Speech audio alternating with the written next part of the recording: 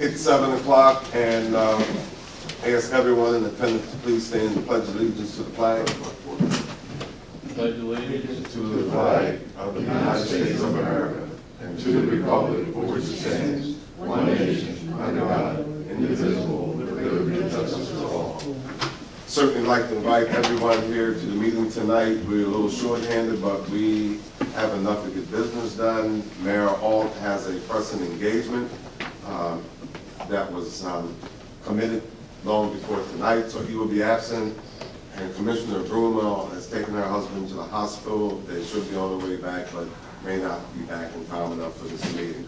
So at this time, I'm going to ask for the approval of the minutes from April 10th, 2019. So moved. Second. Any further discussion from the minutes? All those in favor, the usual sign of aye. Aye. Ayes have it, motion is carried. The next on our agenda is the financial report and payment of the bills. Can I get a motion? So moved. Seconded. Any further discussion from the financial report? If not, all those in favor, use the sign of aye. Aye. Ayes have it, motion is carried. And at this juncture of the meeting, we have budget amendments. Yes, I do have 3 budget amendments tonight. We'll start with them when the crowd settles down. Okay, first budget amendment number is 2019-03 to recognize $1,500 in seized funds that were forfeited to town and their use of funding Elkton Police Department investigative activities. We need a motion for that, correct? Fine procedure, I just wanted to be sure, well, not sure, but be correct for this part of it. Can I get a motion? So moved. Seconded. We have a motion and we have a second. Any further discussion from the budget amendment 2019-03? All those in favor, usual sign of aye. Aye. Ayes have it, motion is carried. Budget amendment 2019-04. It's to recognize $7,013 received from Cecil County government, and that is to fund the William Amos activity for equipment for Single Lee Fire Company. We recognize the revenue and expenditure to the Single Lee Fire Company in that amount. Is there a motion? So moved. Second. Second. Any further discussion? All those in favor, usual sign of aye. Aye. Ayes have it, motion is carried.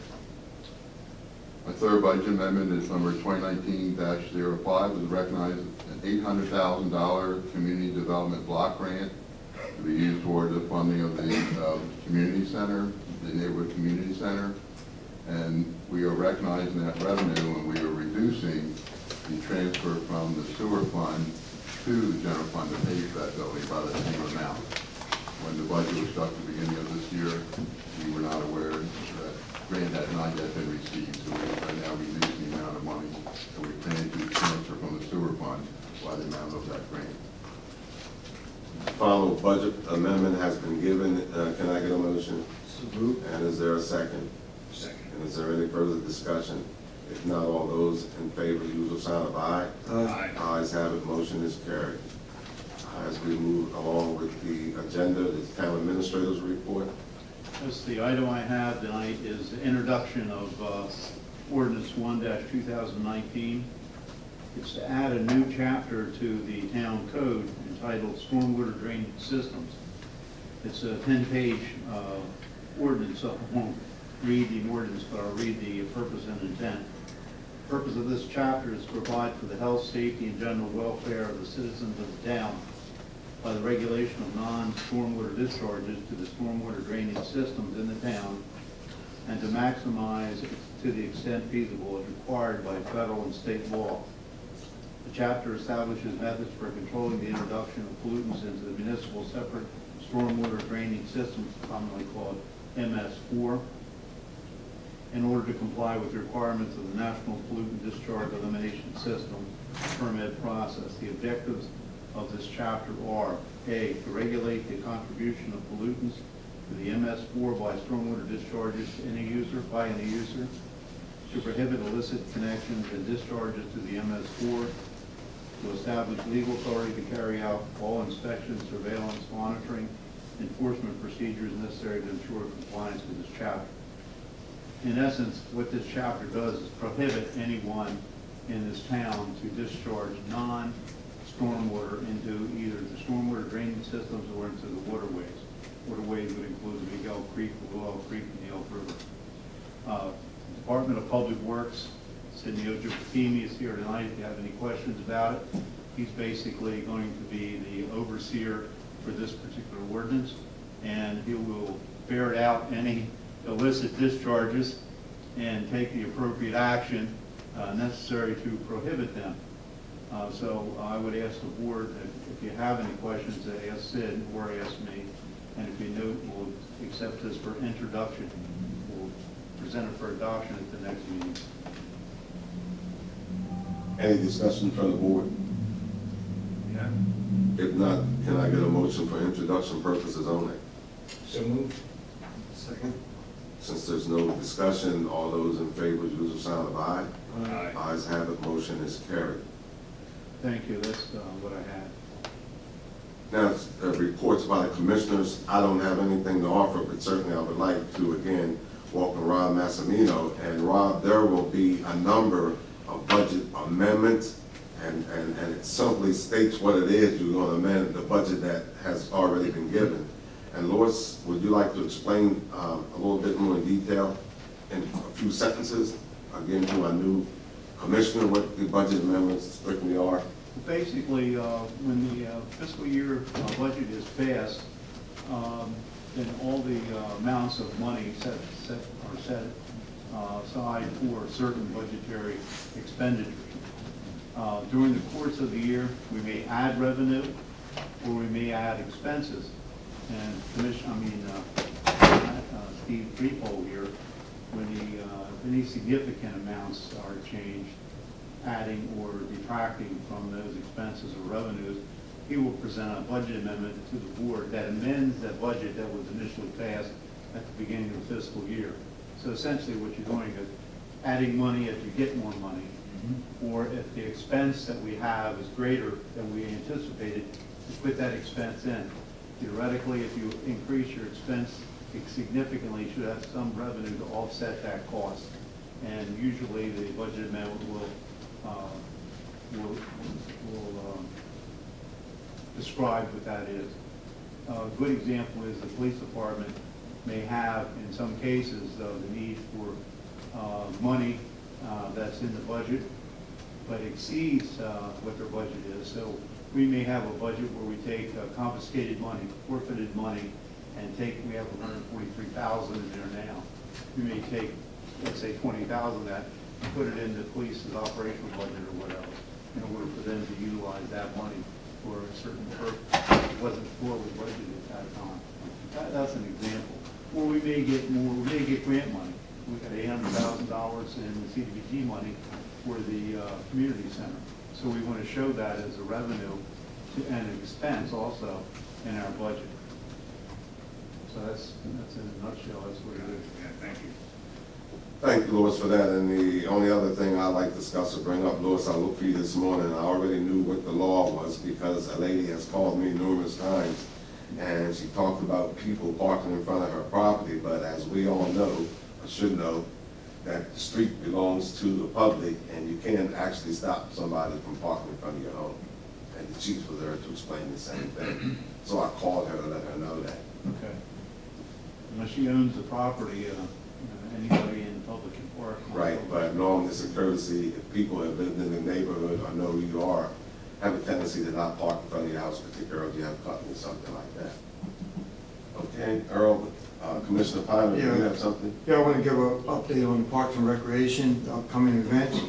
There's weekday preschool classes, art, sports, and crafts.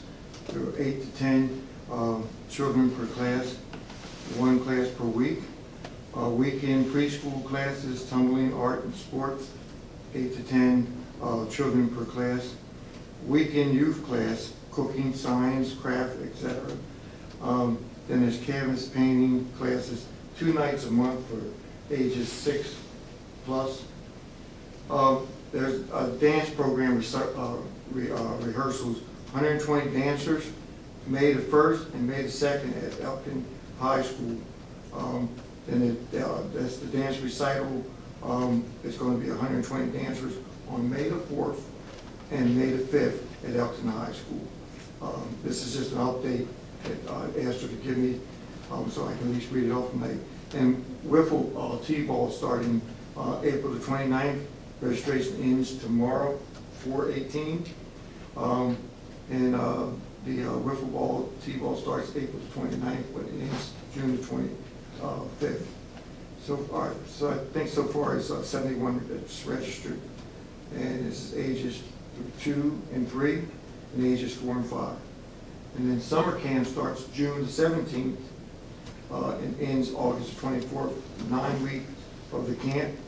And already we have 40 children registered, and we'll take up to 80 kids per day. And a field trip, or every day, every Friday, they're taking a field trip. That's the report for the Parks and Rec. One of the things you want to mention, and I'm sure you know this, is that during the summer camp, they actually get breakfast and a lunch. Oh, yeah, It's served to them, because Mary or her staff go to the high school, and they prepare meals, and then they come back and they have kids, she told me what it was, it's a cereal and some other things, and then a lunch that they give them too, so they get fed while they're here. They can bring lunch if they want, but if they don't, we actually provide it for the summer camp, which is a good benefit. Yeah, that was significant when I was at Elkton High School, and it's still done, you know, throughout the state of Maryland, in a lot of schools where kids get a breakfast, and it's important stuff that they. I think she said a lot of the school prepares lots of meals up Right. there during the summer. Right. Different activities. So it's a pretty elaborate program. And that's all during the summer, right? And you can go up and get a meal. Commissioner Massimino, do you have anything you want to bring forward? No, not at this time, I do not. And since I asked Lois to explain the budget amendment, Mr. Ponder, would you like to tell him some of the things that he can bring forth before the board as a commissioner? You talking about? Yes, we breaking him in. Yeah. So one of the roles that, since you're a businessman, you can always get input from your business community and seeing what they would like for you to bring to the board as discussion. I know one of the main things was downtown policing and all that stuff, but all that stuff's been pretty much taken care of. But some of the things you look around, is everyday, ordinary issues that you might want to bring to the board. It doesn't have to be in a category that you want it to be, someone else mentioned to you. Just bring it up as a concern of yours or for the community. You're a voice for the people. Okay. That's very good, sir. I have a question. You have a question? Anything that I would bring up would need to be on the agenda prior to our state's message, correct?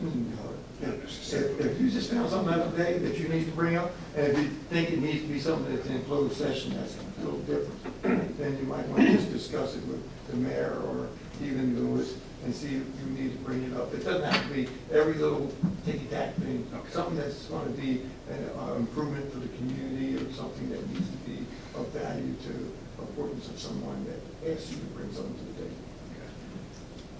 And as he said, a lot of things, you just bring natural, your own judgment. I mean, you might have someone say that the police officer got smart with them or something like this, you know, and basically you would explain it. A lot of times you can go right to the chief and solve it right there. Then you go back to that neighbor and say such and such happened, or if you want to do whatever you can. You have a lot of power. Understand. Not more than Louis George, because sometimes you have to go to him and get some finality with your answer. And with that said, as I said earlier in the meeting, the mayor is absent and Commissioner Brunel is absent as well for well-defined reasons. And this time is for the public to have comment. If you would like to speak, please stand, give your name as the usual procedure. Yes, sir. Oh, should you sit there?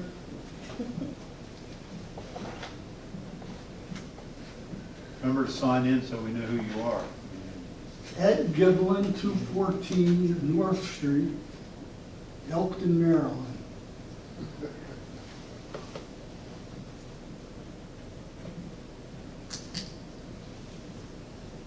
You know, I was over to your place today, and they really are doing a great job taking care of the grass and mulching and everything. It really looks nice over there. It's a very beautiful beautifully maintained place. It is It a really is. beautiful place. First of all, I want to again congratulate Commissioner Robert Massimino.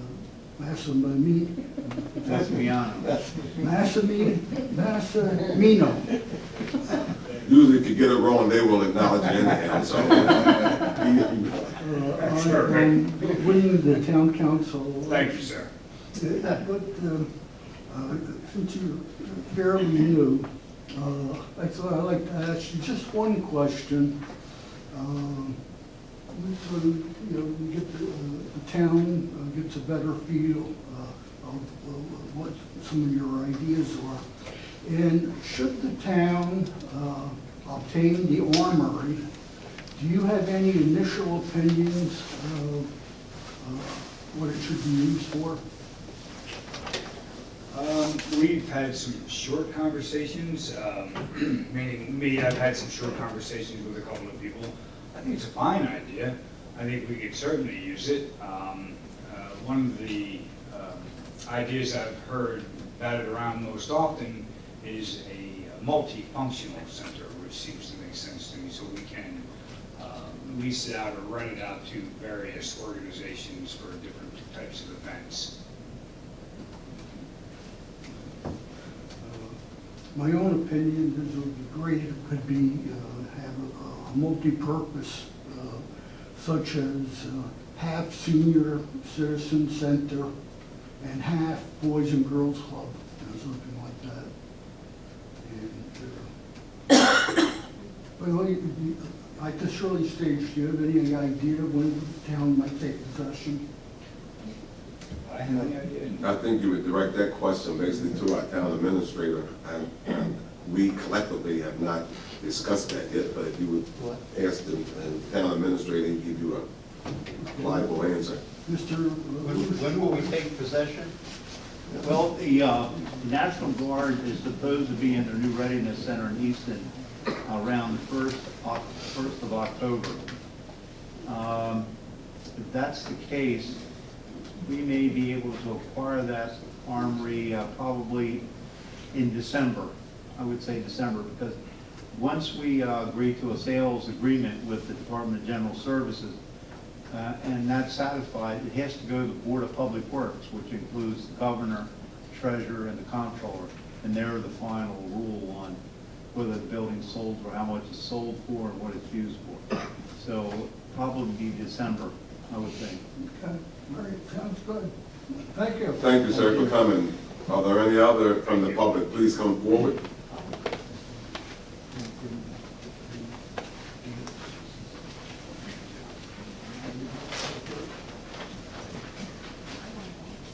Sarah Guns, 151 Crown Court. Last meeting, I spoke about the Unsheltered International and the event we were having, so I figured it was only fair to come in and tell you how it went. We had a fantastic day. The sun came out finally. We had over 300 guests register. We had 161 volunteers. We had officers on site. We didn't need them. We had absolutely no problems. It was a wonderful day. Parks and Rec came out and did crafts with the kids and activities. It was such a roaring success that we've already scheduled next year's. So on 4/25/2020, we are having our second Unsheltered International Resource Day. So I know it's kind of out there a ways, but you can put it on your calendar because it was unbelievable. I want everybody to come out next year for the event because it was mind-blowing. Michelle, do you have that date? And it's always nice to have a policeman on site, even though it was a great time. That's good. You know, I saw them for like 10 minutes, and then I guess I was so busy I didn't see them the rest of the day. But they weren't needed. We didn't have any problems. 300 people showed up from all over Elkton. We had some from Newark and Pennsylvania and all over the county. It was a great, great event. So they said, we're doing it again. And it's great, and it's still always nice to have a police officer there. Absolutely. And we have, the officers that we have in our neighborhood, they're really, they've attended our neighborhood meeting, and they're really easy to talk to, and they're really honest on the challenges that they face as officers in our neighborhood, and the challenges and how we can better enable them to assist us in improving our neighborhood. While I have your ear, I might as well remind everybody that May 4th, we're doing a neighborhood cleanup. Dan has already been in contact with Dan to get our dumpsters and trash bags, and Voices of Hope said that they'll have somewhere between 60 and 90 volunteers in our neighborhood. So our goal is to beat that 5-ton mark that we did that first cleanup. And I'm not sure if you're, come into Elkton and you look towards Hollingsworth Manor, you can see all that trash and debris right there past the bridge. That is our goal. We're gonna get it all out of there. Remember, May the 4th and May the 5th, there will be a high school recital, so it might take a lot, there's over 600 some kids that are involved with that recital. So I'm just wanting to know that. Sorry. I'm just throwing that out there in case you wonder where. No, and I understand that there's a lot of things going on. May the 4th is the Garden Days in Northeast, and there's a lot going I'm just on, sharing but that with you. we're going to do it anyway, because that's what works with my schedule. Right. And if I have to plan it, then it has to work with my schedule. And anybody who wants to come out and help us clean up, it is May the 4th, so it's Star Wars themed. Lightsabers encouraged. And certainly you ought to be commended for the positive attitude that you have and constantly coming and reporting what's going on in the area where you live. Many people don't do that, and we appreciate what you do. Well, we're actually having an Easter egg hunt just for our neighborhood this Saturday. So we have gotten 1,100 donated eggs, and about half of them are full of candy so far. So we are having a egg hunt for the kids in our neighborhood as well. But that's neighborhood specific. Sorry, not invite you all. No, you're more than welcome to come out. We have a DJ set up for this weekend for the egg hunt, and it's going to be fun. We are Hollingsworth proud. Thank you. Very good. And the others? Before we leave, close out, sir? Or you just come to join us, we appreciate that. And Lord, I'm sorry, you just on target with getting the budget out to us as requested. Right, we spoke with Mayor Alt, and we will have it when he returns, and probably not the end of April, but the beginning of the week of first week of May, which I think May 1st is Wednesday, if I'm not mistaken, so that early that week for the general fund will do that. Now, I'll be talking with the mayor this afternoon. He should be back, correct? Yes. This And Chief, they had an Alice drill up to Elkton on Monday. Did that go through its plan? Yes. Okay. Yeah, at the high school and at Holly Hall. Right. You all know what the Alice drill is? Briefly? It's the latest training that's being done. The Sheriff's Department's actually taking the lead on it throughout the county in all the county schools. And what it is it's the new fire drill. Get everybody out of the school as quickly as possible in the event of an active threat, whether it be a shooter or with some other weapon. In a nutshell, that's what it is. They go in with some of their folks dressed as the bad guy, so to speak. They go in and they activate the code for everybody to leave the school. What is it called? It's called ALICE. Alert, lockdown, I don't know the rest of the letters. I'll get them for you. It is 7:25. The meeting is now over.